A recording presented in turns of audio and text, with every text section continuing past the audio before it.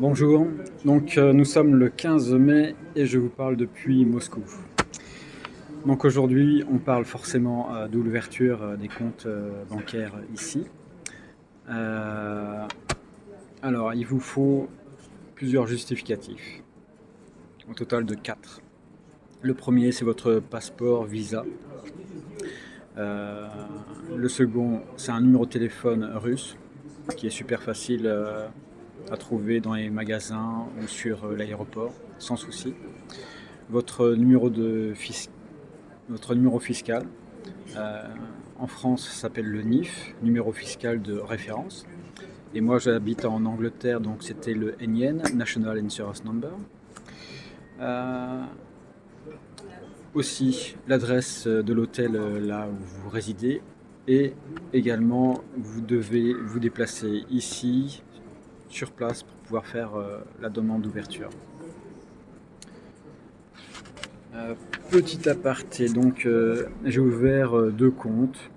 Dans la première banque, on m'a demandé ce numéro fiscal et dans la seconde, on ne me l'a pas demandé.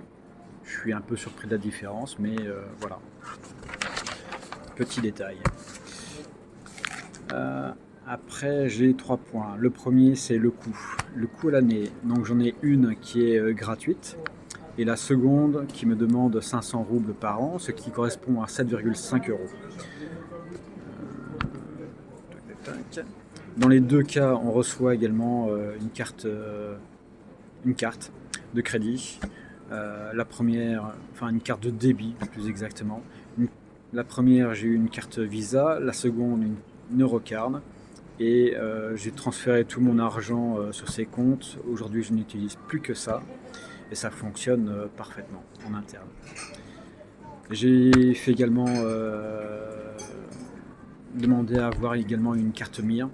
Et ça, dès que je reviens ici avec vous, et ben on pourra l'utiliser et voir comment ça fonctionne.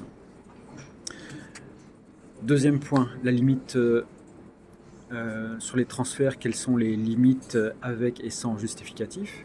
Donc si vous venez avec du cash, il y a une limite à 1,5 million de roubles sans justificatif, et au-delà, il faut un justificatif.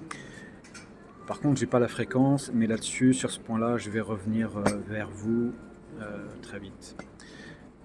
Et sinon, ce qui me paraît être le mieux, c'est donc faire les transferts de compte personnel à compte personnel, toujours à votre nom. Et là, je n'ai aucun justificatif, ni aucune limite. Donc ça, c'est génial, forcément.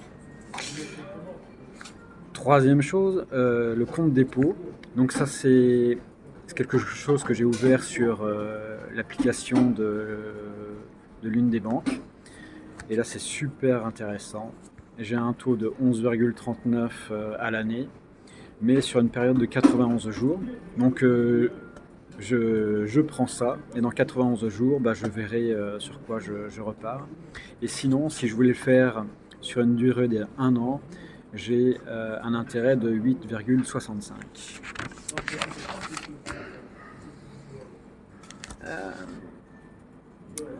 Je vais faire un petit point sur les applications. Donc les applications sur les banques russes, j'en ai une, tout est en russe, donc c'est un petit peu compliqué. Un peu compliqué, oui. Et la seconde, j'ai plusieurs langues, donc moi j'ai pris en anglais, et forcément c'est super facile. De l'autre côté, les applications, donc j'ai une banque en Angleterre, mon application de la banque anglaise ne fonctionne absolument pas, même avec NordVPN. Donc ça c'est fait. Et sinon j'ai un compte aussi à Luxembourg, à la BCEE, la Sportcase, et ça fonctionne très bien. En revanche, c'est une application mobile, donc j'ai pas toutes les options dessus pour pouvoir faire ce que je souhaite. Mais on verra ça peut-être pas la semaine prochaine, mais la semaine d'après. La semaine prochaine, je vais continuer à faire mes vacances chez moi en Macédoine, et puis après je repars donc en Angleterre. Et dans tous les cas, je vous tiens au courant. Si vous avez des questions, eh bien n'hésitez pas. Je pense que j'ai fait le tour, j'étais rapide, mais tout est là. Bah écoutez, à bientôt, bonne soirée, ciao ciao.